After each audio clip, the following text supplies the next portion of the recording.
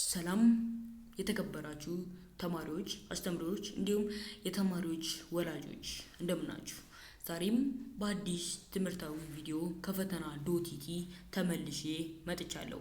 ዛሬ የመጣሁት ከውጪ እንዳያችሁት በ10ኛ ክፍል ሂስትሪ ዩኒት 1 ነው። ይህን ዩኒትም ያው ብዙዎቻችሁ ትምህርት ጊዜያችሁ እየሄደ ስለሆነ ለፋይናልም እንድትዘጋጁ ምናምን ስለሆነ አንድ ዩኒት በ2-3 ቪዲዮ ለመጨረስ ሞክራለሁ። ይሄን ዩኒት 1ንም በጣም በሰፊው ሄጄ በሁለት ቪዲዮ እጨርሰዋለሁ ብዬ እንግዲህ አስባለሁ ማለት ነው። ከዛ በማስቀደም ለቻናላችን አዲስ ከሆናችሁ ይህን ትምህርት አዘል አቀፍ የሆነ ቻናል ሰብስክራይብ ብታደርጉ፣ ሼር ለጓደኞቻችሁ ብታደርጉ፣ እንዲሁም ለልጆቻችሁ ወላጆች ብታሳዩ፣ እንዲሁም አስተማሪዎች ደግሞ የመማር ማስተማር አቅማችሁን ያጎለብታል ብለን ስለምናስብ እስከመጨረሻው እንድትከታተሉን በአክብሮት እንጠይቃለን። ለተማሪዎች እና ለተማሪ ወላጆች ከዚህ በፊት እንዳሳሰብነው መልካም ዜና አለን። ቨርቹዋል ኢለርኒንግ ሲስተም ብለን እንግዲህ ቴሌግራም ላይ ባወጣነው መሰረት ብዙ ሰው እየተመዘገበ ብዙ ሰው እያናገረኝ ይገኛል። እናንተም የዚህ ተቋዳሽ ለመሆን ከፈለጋችሁ feetena.et ቻናል ሰብስክራይብ አድርጉና ከዛ እዚህ ዳሽቦርዱ ላይ ፈተና CIO 21 ሚል አካውንት አለ። እሱን ገብታችሁ አናግሩኝ። የኔ ፐርሰናል አካውንት ነው። እኔ ይሄ ቨርቹዋል ኢለርኒንግ ሲስተም እሰጣለሁ። ምንድነው ቨርቹዋል ኢለርኒንግ ሲስተም ካላችሁኝ ደግሞ እኔ ከተማሪዎች ጋር ዳይሬክትሊ በቮይስ ቻት እናረጋለን፣ በኦንላይን ማለት ነው። በትንሽ ክፍያ ከተማሪዎች ጋር እናረጋለን ማለት ነው። በሰዓት ነው እና ለየትኛው ክፍል ተማሪዎች ነው ትምህርቱ የሚሰጠው። እንግዲህ 6ኛ ክፍል 1-2 ተማሪ ሳይሆን በጣም ብዙ ተማሪዎች ነው። በዚህ ሳምንት ቅዳሜ የተያዘ ነው። በቀጣይ ሳምንት ግን መመዝገብ ፈልጉ።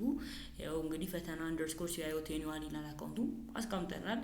ብዙ ጊዜ ቶሎ ስለሚያዝ አስቀድማችሁ ብታይዙ ብለን በአክብሮት እንጠይቃለን ማለት ነው። እና ቪዲዮውን ከወደዳችሁት ላይክ፣ ለጓደኞቻችሁ ሼር፣ እንዲሁም ደግሞ ቻናሉን ሰብስክራይብ አድርጋችሁ ቢጀምሩ በጣም ደስ ይለኛል ማለት ነው። ወደ ትምህርታችን እንሄዳለን። feetena.et የቴሌግራም ቻናላችንን ሰብስክራይብ አድርጉልን። ዩቲዩብ ቻናላችንን እንዲሁም የfeetena.et ቻት የምናደርግበት ነው። ይሄው እንግዲህ ይሄ ነው እንግዲህ ሊንኩን ከፈለጋችሁ በዋናነት እንዲህ ብላችሁ ጽፋችሁ ሊንኩን ማግኘት ትችላላችሁ ማለት ነው። ኢትዮጵያን ኤዱኬሽን 21 ብላችሁ ማግኘት ትችላላችሁ ማለት ነው ሊንኩን። ወደ ትምህርታችን እንመለስ።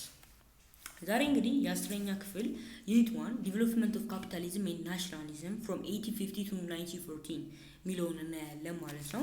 ካፒታሊዝም፣ ናሽናሊዝም የምንላቸው ነገሮችን እናያለን። ያው እንግዲህ ሁሉም ተማሪዎች ማገናዘብ ያለባቸው ዩኒት ለርኒንግ አውትካምስ ነው። ምንድነው ዩኒት ለርኒንግ አውትካምስ ካላችሁኝ students are able to know ይህን ትምህርት ከጨረሱ በኋላ student will able to know ይላል።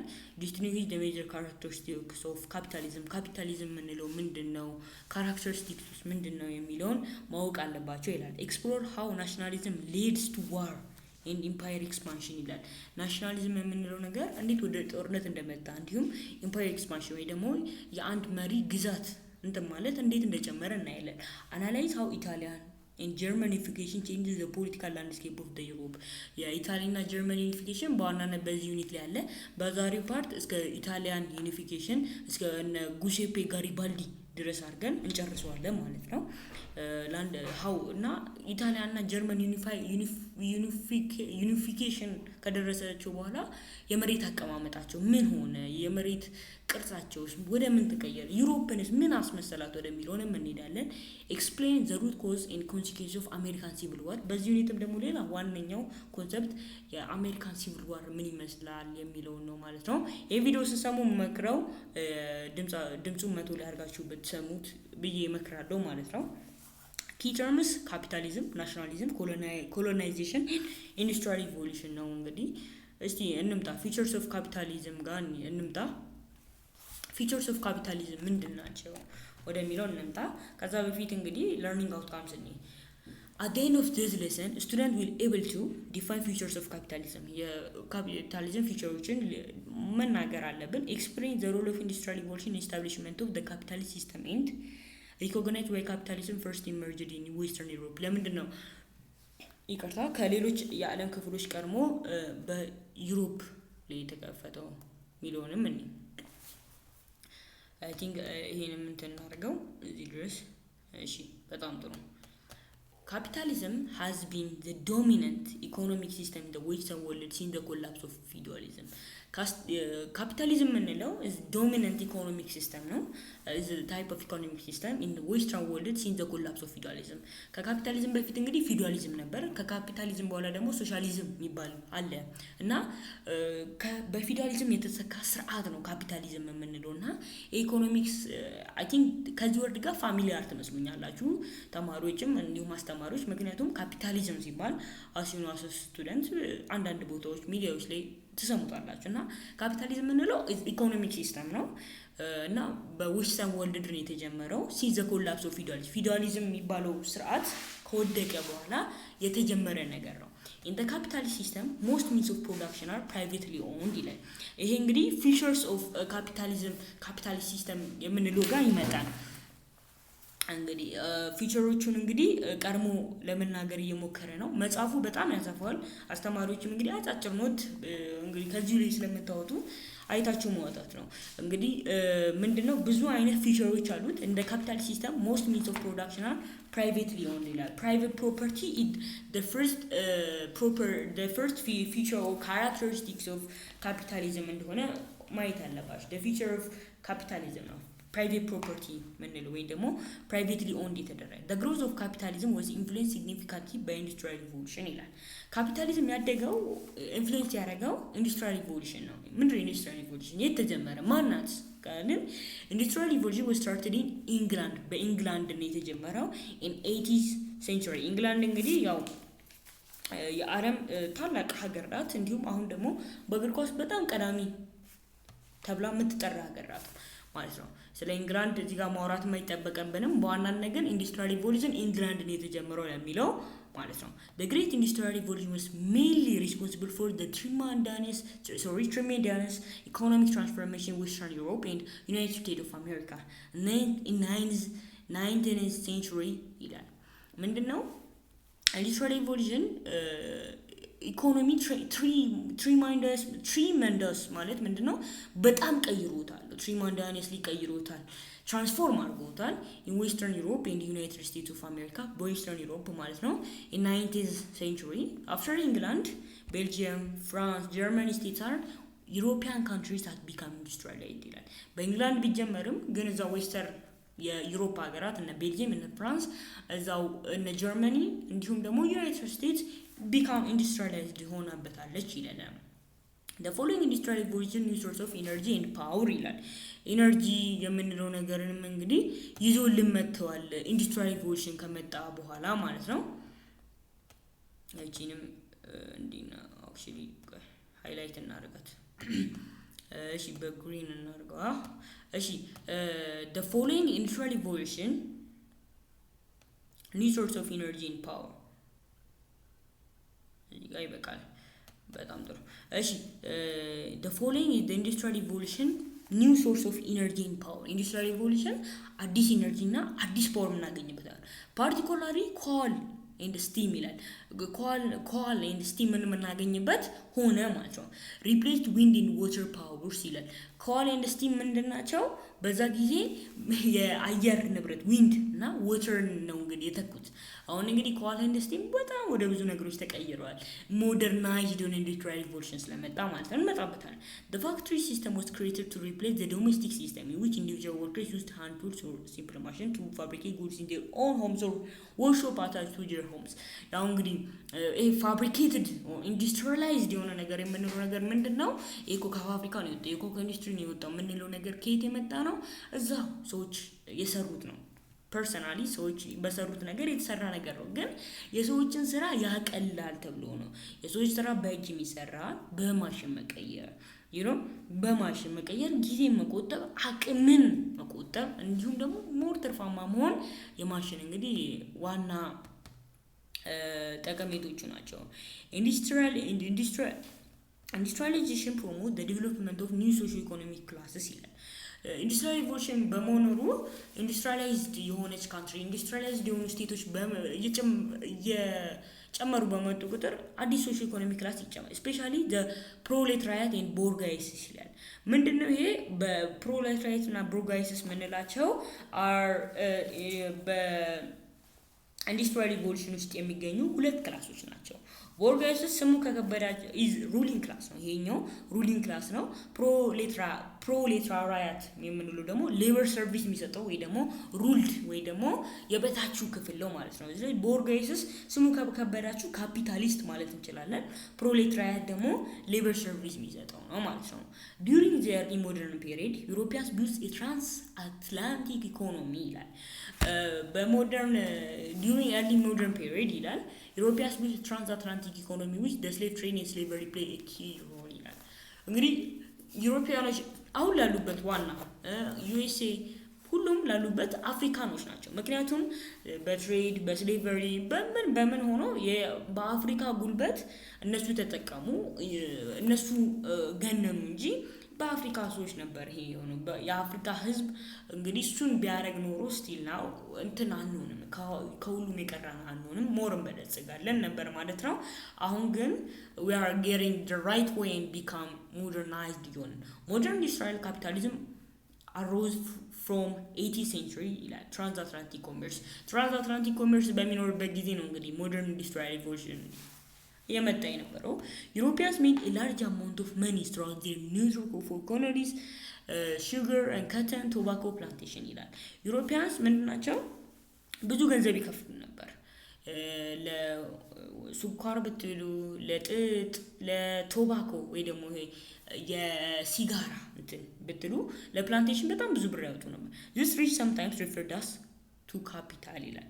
ወይሪ ቱ ዩሮፒያንስ ኢንዱስትሪያላይዜሽን ይሄ እንግዲህ የካፒታሊስት አመጣጥ የነገር as a result the transatlantic slave trade plantation reached were important factor in the development of capitalism in Europe ይላል። ካፒታል የኖራቸው ሲመጣ እንደዚህ አይነት ካፒታል ኢኮኖሚ ሲሰሩ አንድ ሰው ሰራተኛ ከሆነ ቢሆን ነገር ላይ እየሰራ ከሆነ ካፒታል ነው እንግዲህ እየሰራ የነበረው። ግን ካፒታሊዝም ተብሎ እንትን ነው። አሁን ለምሳሌ ሃይማኖታል ኦርቶዶክስ እና ኦርቶዶክሳዊነት ሙስሊምነት እንደምንለው እንደዛ እንትን ነው። for example the slave trade delivered tremendous reach to British ports to one such as Liverpool እስከ ሊቨርፑል እና ማንቸስተር ሲቲ ማንቸስተር ዩናይትድ ኔሽን እዛ ድረስ ይላክ ነበር ማለት ነው። ቴክስታይል subsequently played a key part in the rise of the city of Manchester ይላል።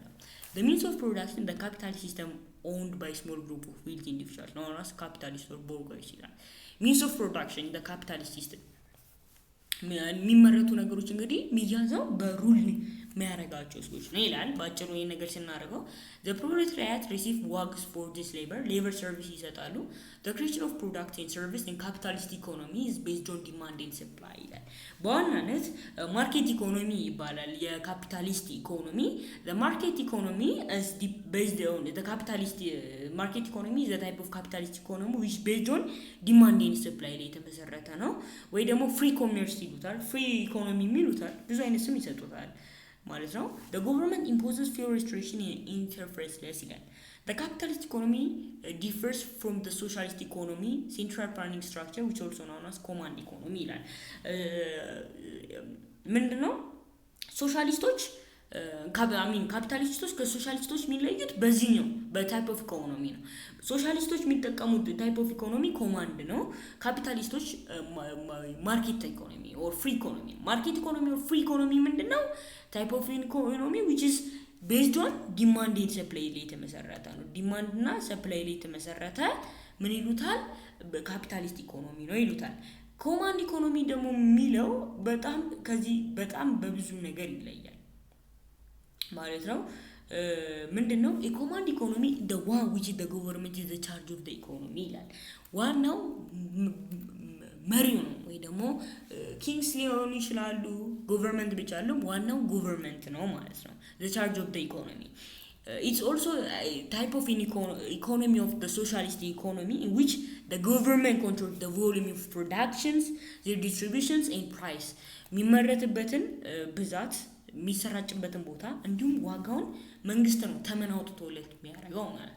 ይሄ እንግዲህ some features of capitalism ይላል። በዋናነት 5 ፊቸርስ አሉት እዚህ ጋር እንደምታዩት ቻርት 1.1 ላይ እንደሚያሳየው። ፕራይቬት ፕሮፐርቲ ነው፣ ፕራይቬትሊ ኦንድ ነው ብለናል ቅድም። አንደኛው ዋና ፕሮፐርቲ ነው። ኮምፒቲሽን አለው፣ እርስ በርስ ስለሆነ ኮምፒቲሽን አለው።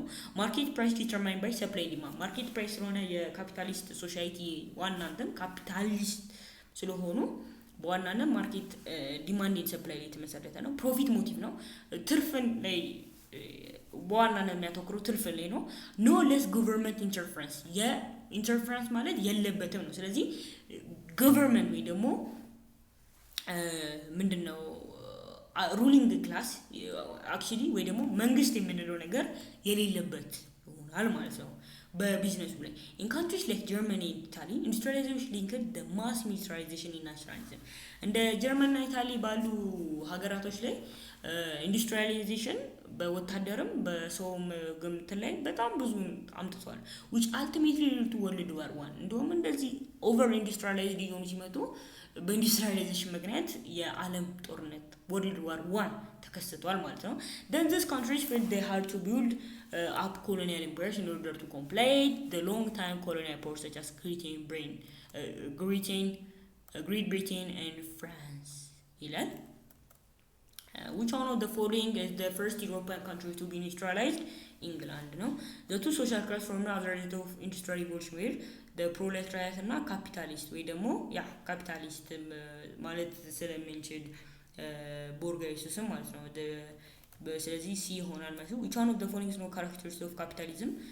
ፕሮፊት ማክሲማይዜሽን ሳይሆን ፕሮፊት ሞቲቭ ነው። ፐብሊክ ፕሮፐርቲ ነው አይደለም። ፐብሊክ ፕሮፊት ሞቲቭ ነው ወይ ደግሞ ማክሲማይዜሽን ማለት ያ ፐብሊክ ፕሮፐርቲ ሳይሆን ምንድነው ፕራይቬት ፕሮፐርቲ ነው። ማርኬት ኢኮኖሚ ነው፣ ኮምፒቲሽን ነው። ስለዚህ ኖ ስለሚል መልሱ ቢ ይሆናል ማለት ነው። እዚህ ደግሞ which one of the following is correct about capitalism ይላል። is a system which the government controls the entire business? no ይሄ በሶሻሊስት ውስጥ ያለ ነው። is an economic system which factories are owned by the working class? እሺ a system guided by command economy? false ነው directly. a system where production are privately owned operated for profit? d ይሆናል ማለት ነው። ወይ ደግሞ ቢም የመሆን አድቫንቴጅ ይኖራል። አድቫንቴጅ ኤንድ ዲስአድቫንቴጅ ኦፍ ፍሪ ማርኬት ኤንድ ኮማንድ ኢኮኖሚ ይላል።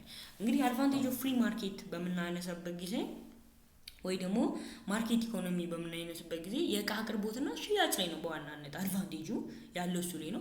የኮማንድ ኢኮኖሚ ግን ብዙ አድቫንቴጆች አሉት። እንደዛውም ደግሞ ብዙ አድቫንቴጅ ያለው ነገር ዲስአድቫንቴጅ የማያጣም። ግን ዋናው አድቫንቴጅ ገቨርንመንት ኢዝ ዘ ሜን ቻርጅ ስለሆነ ማጭበርበር የለ አልደረሰኝም የለ። ምክንያቱም እሱ ራሱ ነው ቮሊዩም ኦፍ ፕሮዳክሽን የሚመጥነው፣ እሱ ራሱ ነው ዲስትሪቢዩት የሚያደርገው፣ እሱ ራሱ ነው ዋጋ ተመን የሚያወጣውና ምንም ተቋሙ ምንም እንትን አይደርስበትም። ይሄ በጣም ዋና አሪፍ ኢኮኖሚ ሲስተም ነው ኮማንድ ኢኮኖሚ። the social economic and political change built by industrial revolution ሶሻል ቼንጅ በምናይበት ጊዜ እንግዲህ ብዙዎቹ ኢንዱስትሪያላይዝድ ሆነው አሁን ላሉበት ቦታ ላይ አድርሷቸዋል። ሶሻልና ኢኮኖሚካል ቼንጅን በምናይበት ጊዜ ብዙዎቹን አስተሳስሯል። የሀገራዊ ግንኙነት እንደሆነ ያይዋል። ኢኮኖሚካሊ ስናይ ደግሞ አሁን ያሉበትን ቦታ ማንሳት በጣም ቀላል ነው። ፖለቲካል ቼንጅን በምናይበት ጊዜ ደግሞ ያው ኢታሊና ጀርመን ቅድም እንዳደረሳለን እስከ ወርልድ ዋር 1 ድረስ ሌሎች ሀገራቶችን ጨምሮ አድርሷል እና ፖለቲካሊ በምናይበት ጊዜ እስከ ጦርነት ድረስ የሚያመጣ ነው። ፊቸርስ ኦፍ ናሽናሊዝም ኤንድ ፎርሜሽን ኦፍ ኔሽን ስቴትስ ይላል። ናሽናሊዝም ራሱ ምንድን ነው? ናሽናሊዝም እቺኛውን በኦኬ አይካንስ ሃይላይት ላድርገው ይሄኛውንም ማለት ነው። እሺ ሬድ ነገር ናሽናሊዝም is the feeling of belonging and the loyalty that cause people to think themselves as a nation ይላል። ናሽናሊዝም የምንለው ነገር ስሜት ነው። አንድን ሰው ቢሎግኒንግ እንደሆነ ሎያሊቲ that cause people to think themselves as nation ራሳቸውን እንደ ህዝብ እንዲቆጥሩ የሚያደርግ ነው። the sense of belonging or feeling proud of your own country ይላል። ምንድነው? ስሜት ነው። ምን አይነት ስሜት ነው?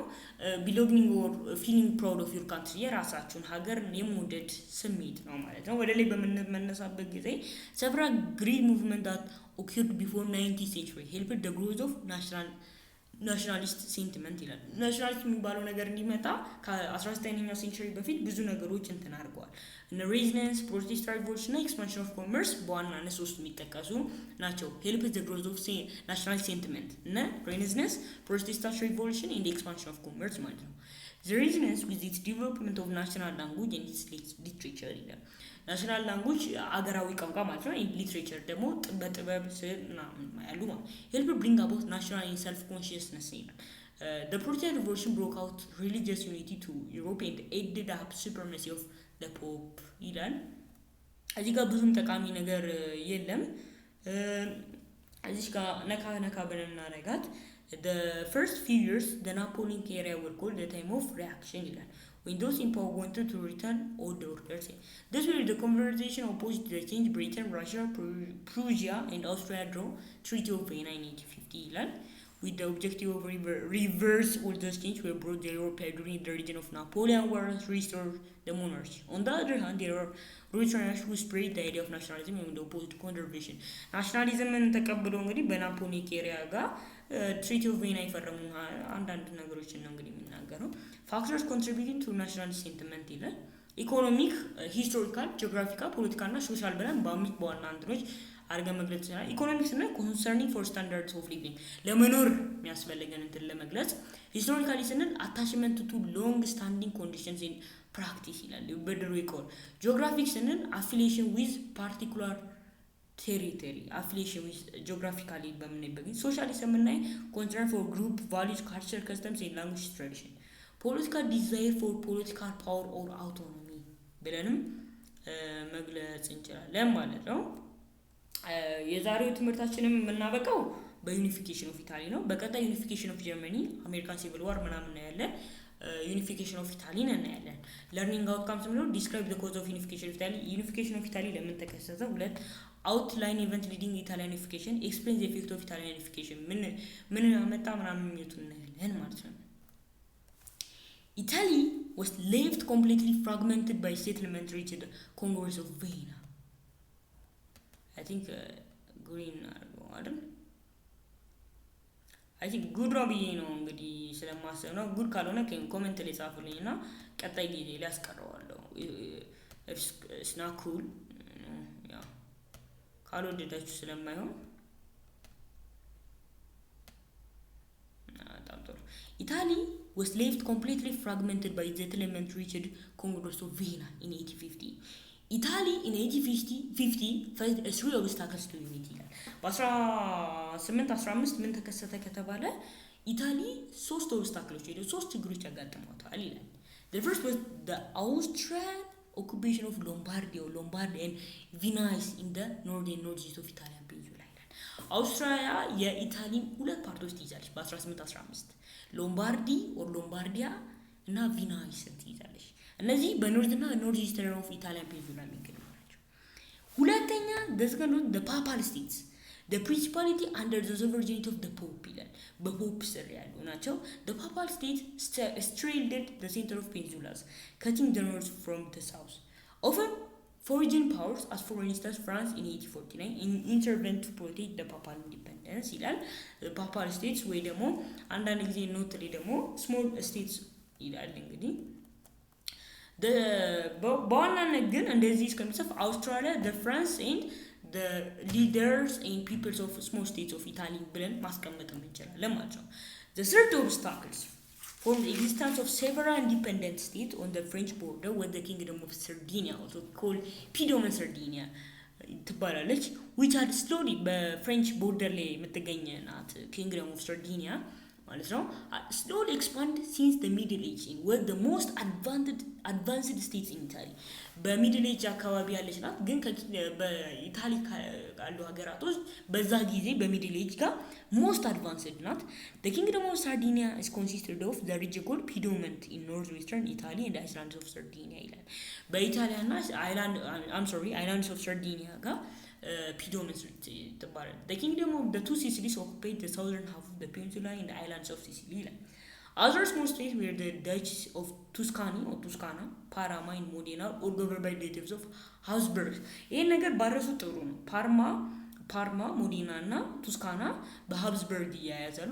ሃብስበርግ ደግሞ the family that ruled Australia የአውስትራሊያ ruling class ናቸው. In each of these states the monarchs exercise absolute powers of government ይላል. absolute power ነው እንግዲህ የሚጠቀሙት. The period of unification of Italy ከ1858 እስከ 1870 ይላል.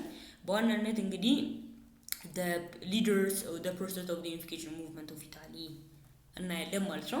እዚህ ጋር ላስተማሪዎች እስካሁን አስተማሪዎች ካሉ ወይ ደግሞ ተማሪዎችን ላስተማሪዎች ምን ነግሩ ብዬ የምናገረው ነገር ጉሴፔ ማዚኒ ይላል፣ ካውንት ካሚሎ ዲ ካቮር ይላል። ከዛ በኋላ ነው ጉሴፔ ጋሪባልዲ የሚለው። ግን አንዳንድ አስተማሪዎች ምን አየው እኔም በግል ማስጠናው ተማሪ ላይ ጉሴፔ ማዚኒ ብሎ ጉሴፔ ጋሪባልዲ ነው። ጀስት ስማቸው ጉሴፔ ስለተባለ ጉሴፔ ማለት በጣሊያኛ አቶ ምናምን ነው እና እንደዛ ይጻፋል። ግን አንደኛ ጊዜው ዓመተ ምህረቱ ይጋጭበታል። ሁለተኛ በጣም ሰፊ ታሪክ ልዩነት ይፈጥራል እና ጉሴፔ ማዚኒ ተብሎ ካውንት ካሚሎ ዲ ካቮር ነው መባል ያለበት እና ኖት ጽፉ አንደኛ ማዚኒ ሁለተኛ ጋሪባልዲ ብለን መጻፍ የለብንም። ሁለተኛ ካውንት ካሚሎ ዲ ካቮር ብለን ነው። እንደዛ ከጻፋችሁ ደግሞ በመጻፋችሁ መሰረት እንደዛ አድርጋችሁ ስታነቡ በትክክል እንደዛ ብታነቡ ያስባለሁ። ከጉሴፔ ማዚኒ እንጀምር። ጉሴፔ ማዚኒ he had a vision for united Italy ይላል።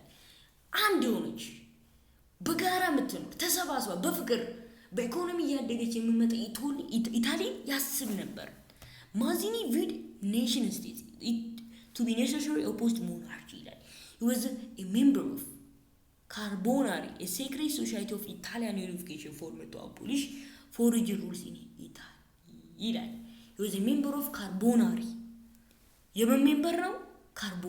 ካርቦናሪ ምንድነው? a secret society of Italian unification በኢታሊያን ዩኒፊኬሽን ያለ secret society ምን ይባላል? ካርቦናሪ ይባላል። Italian unification formed to abolish foreign rules in Italy ይሄ ካርቦናሪ ለምሬ የተመሰረተው ሁለት ፊቸሮች አሉት።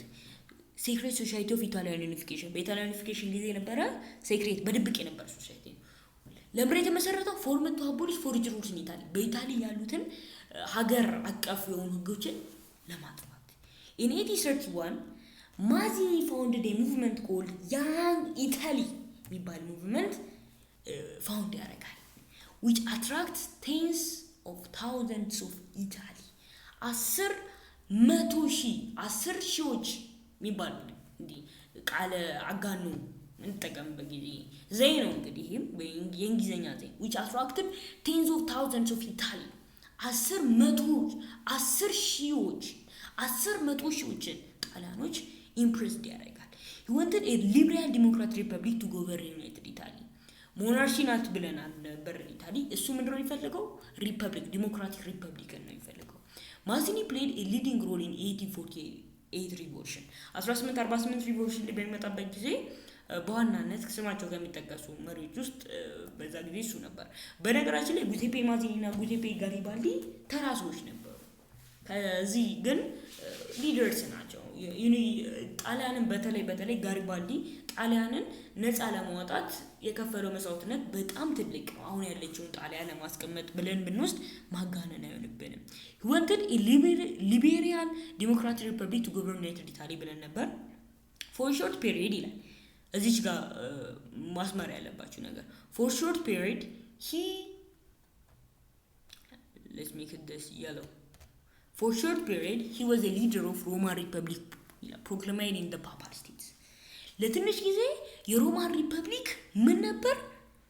ሊደር ወይ ደግሞ አመራር ነበር። that proclaimed in the Papal States. proclaimed ማለት የታወጀ አዋጅ የወጣ በፓፓል ስቴቶች ወይ ጳጳሶቹ አዋጅ አውጥተውበት ነበር።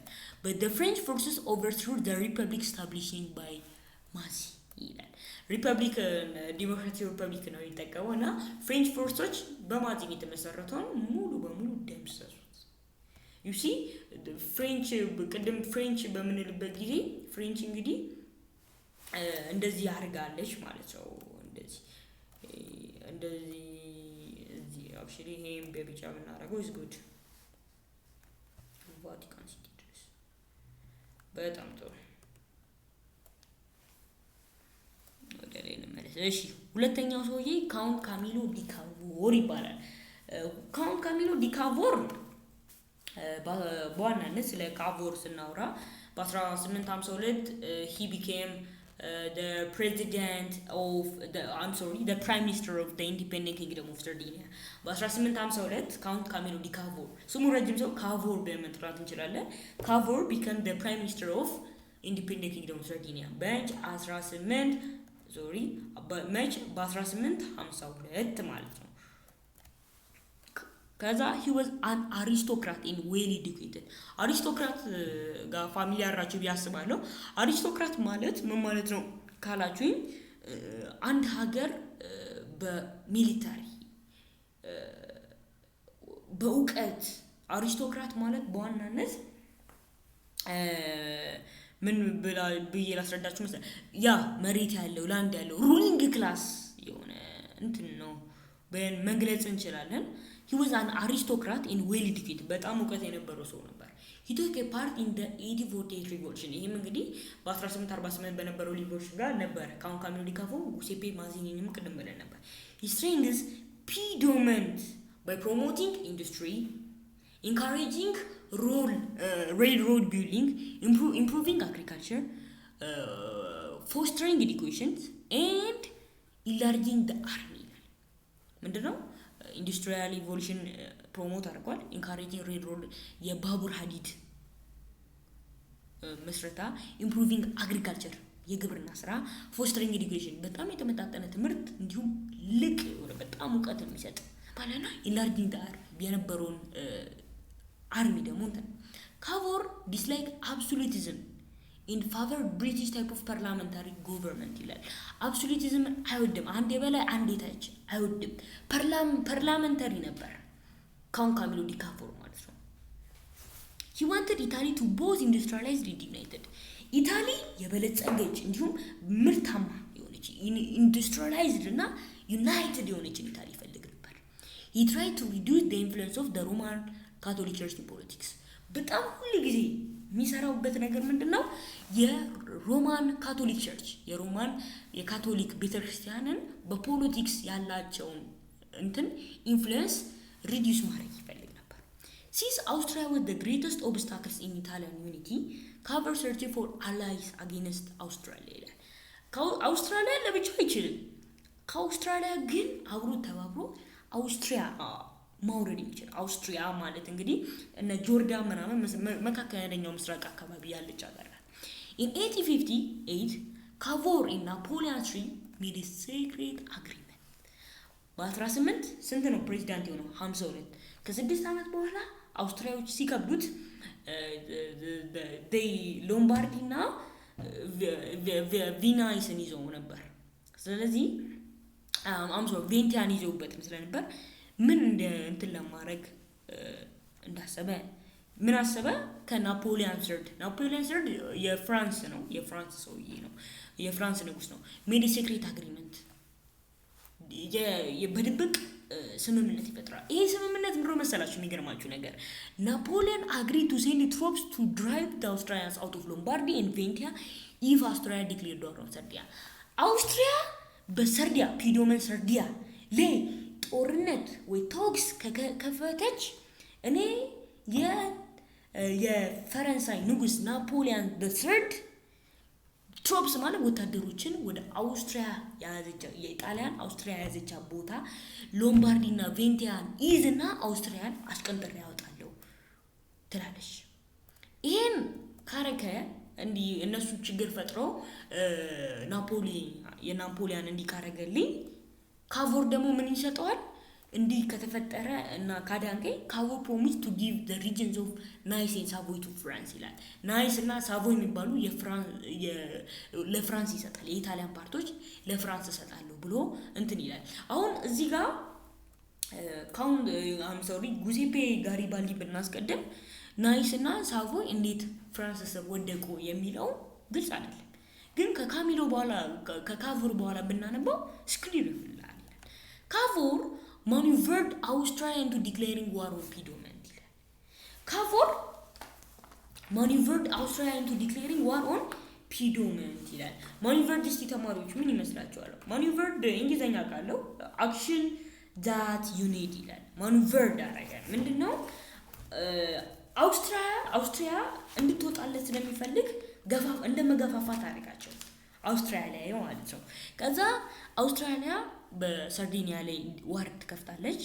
the combined Sardinia and French forces እንግዲህ ሰርዲኒያ እና ፍሬንች አብሮ ሆኑ ፒዶመን ሰርዲኒያ ካሚሎ ዲ ካቮር the French versus Napoleon III አብሮ ሆኑና አውስትራሊያን አሸነፏት ይላል። ሰርዲኒያ ምን አገኘች? ሎምባርዲና ቬንቲያን አገኘች።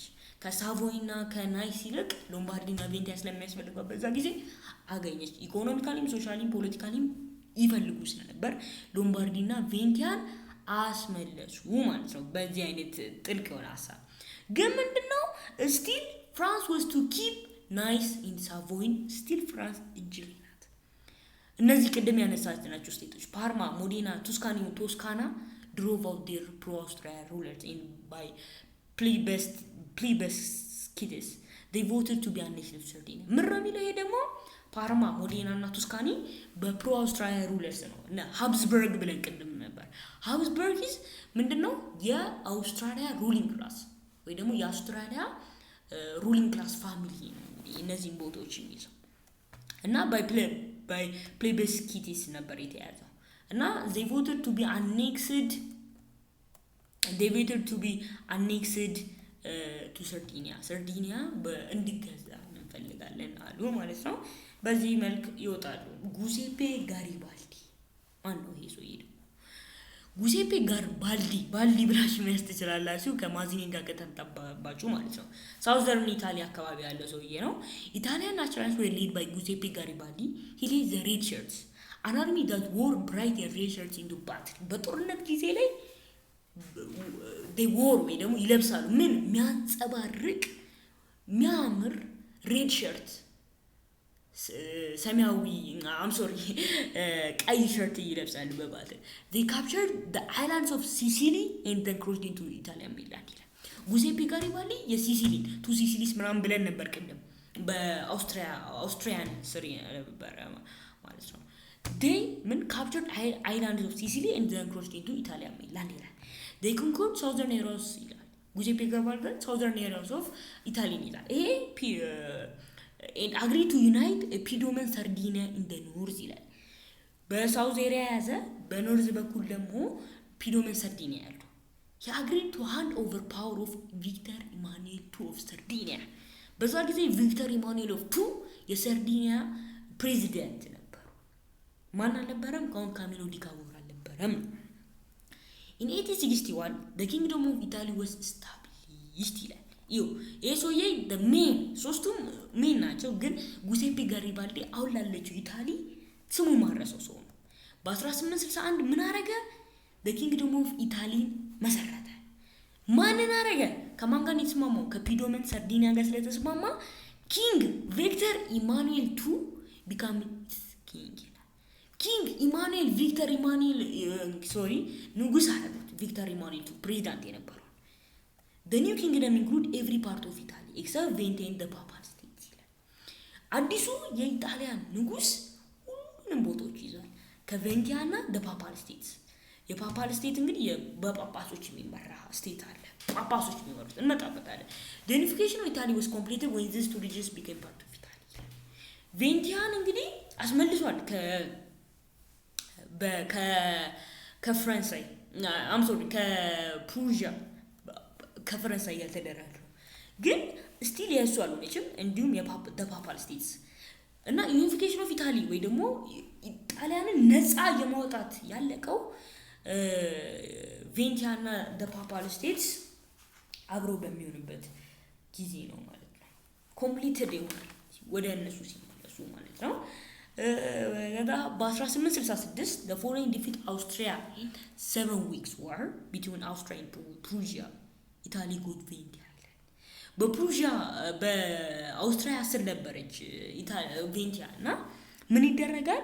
የሰባት ሳምንት ጦርነት ሲባል ሰምታችሁ ሊሆን ይችላል። if you are familiar you will hear, if you don't ችግር የለውም። አውስትሪያ the 7 weeks war በሚባል ጦርነት አውስትሪያ እና ፕሩዥያ መካከል ይደረጋል። አውስትሪያ ትሸነፋለች፣ ጣሊያን ቬንቲያን ታገኛለች። ከዛ ደግሞ ይሄ በ1866 ነው። ከአራት አመታት በኋላ ፍራንኮ ፕሩዥያ ዋር ብሮክ አውት የፈረንሳይና የፕሩዥያ ዋር ብሮክ አውት ይደረጋል። ይሄም እንግዲህ የጀርመን ዩኒፊኬሽን ላይ ስላለ ያኔ በደንብ እናየዋለን። all of the French armies withdrew from Italy ሁሉም እንግዲህ ከፕሩዥያ ጋር ለመጣላት እንግዲህ አስቡት ፍራንሶች ምንን ይዘው ነበር? ናይስና ሳቮይን ይዘው ነበር። በፕሩዥያ ጋር ግን ዋር በሚያደርጉበት ጊዜ ይወጡና ከፕሩዥያ ጋር ለመጣላት ከኢጣሊያን ይወጡና ዊዝድሮ ይሆናሉ። then Italy entered the Rome. This finalized the unification of Italy in the same year ይላል። ጣሊያን ሮምን ያዟት unification of Italy አለቀ በዛው year ማለት ነው። Rome was proclaimed the capital city of kingdom of Italy. ሮም የጣሊያን ዋና ከተማ ሆና አዋጅ ታወጀ። the pope ይላል ቄሶቹ ማለት however continue to govern a section of Rome now not Vatican City. እነሱ ግን ከናንተ ጋር እንጠቃም ብለው ግን በሮም ውስጥ ያለች አንድ ቫቲካን ሲቲ የምትባል በእነሱ ስር ያስተዳድሩታል ማለት ነው። ይሄ ጉሴፔ ጋሪባልዲ ነው። ትንሽ ወደ ላይ ስንሄድ ደግሞ ካውንት ካሚሎ ዲ ካቮን ነው ይሄ መነጽር ያደረገው ሰውዬ። ይሄኛው ደግሞ ጉሴፔ ማዚኒ ነው ማለት ነው። ለዛሬ የነበረን ትምህርት ይሄን ይመስል ነበር ተማሪዎች። እቺን ኤክሰርሳይዝ እንስራት። let's do true or false. Northern Italy was the agrarian while Southern Italy was industrialized ይላል። agrarian ነው አይልም። Northern Italy በቪክቶሪ ኢማኑኤል ስር ነው የነበረውና agrarian ነው አይልም። false. The power of the Pope was strengthened after the unification ይላል። strengthened አልሆነም፣ ትንሽ ተራቅሟል። ግን strengthened ነው ማለት አንችልም። actually ግን ማለት እንችላለን። ቫቲካን ሲቲን ከመራው ትሩ ነው። The kingdom of Italy was proclaimed in 1861 to be socialist government ይላል። ይሄ እዚህ ጋር መጽሐፉ ላይ አይገልጽም። Cavour was considered አስተማሪዎቻችሁ ከነገሯችሁ መመለስ ነው። Cavour was considered architect of United Italy because of his strong military victories against France and Austria, his strong involvement in eventual unification process. D ነው ማለት ነው. Which one of the following was among the main challenge of Italian government after unification? ይሄ D ነው. Boundary problem with neighboring states. ከፓፓል ስቴቶች ጋር ያለውን ራሱ ማንሳት በቂ ነው። ዩኒፊኬሽን ኦፍ ጀርመኒን በቀጣይ ፔሪድ እናያለን ማለት ነው። ለዛሬ የነበረን ትምህርት ይሄን ይመስላል። አሁንም እንግዲህ ሳላስታውሳችሁ ማልወጣው ነገር የቴሌግራሙ ነው። feetena.et ብላችሁ ቴሌግራም ላይ ሰርች በምታሩበት ጊዜ ታገኙኛላችሁ። ወይ ደግሞ ኮፒ ሊንክ አደርግላችኋለሁ። በዚህ ቴሌግራም ላይም ገብታችሁ እኔ ማዋራት ትችላላችሁ። ቴሌግራም ቻናሉ ላይ ገብታችሁ ከዛ ኮሜንት ላይ ገብታችሁ አካውንቱን ላኩልኝ ካላችሁ እልክላችኋለሁ። አዘርዋይዝ ቻናሉ ጋር እንደገባችሁ ዳሽቦርዱ ላይ ፈተና ሲያዩት1 ሚል አካውንት አለ። ይሄም እንግዲህ ዩዘር ኔሙን እሱን ኮፒ አድርጋችሁ ልካችሁ እንግዲህ you can contact me ማለት ነው። በቀጣይ እንግዲህ ዩኒት 1ን እንጨርስበታለን ማለት ነው። ለዛሬ ትምህርታችን ይሄን ይመስል ነበር። በቀጣይ ትምህርት እስከምንገናኝ ቸር ሰንብቱ። መልካም የትምህርት ዘመን ለሁላችሁም እመኛለሁ። መልካም የማስተማር ዘመን ለአስተማሪዎችም እመኛለሁ ማለት ነው። አመሰግናለሁ።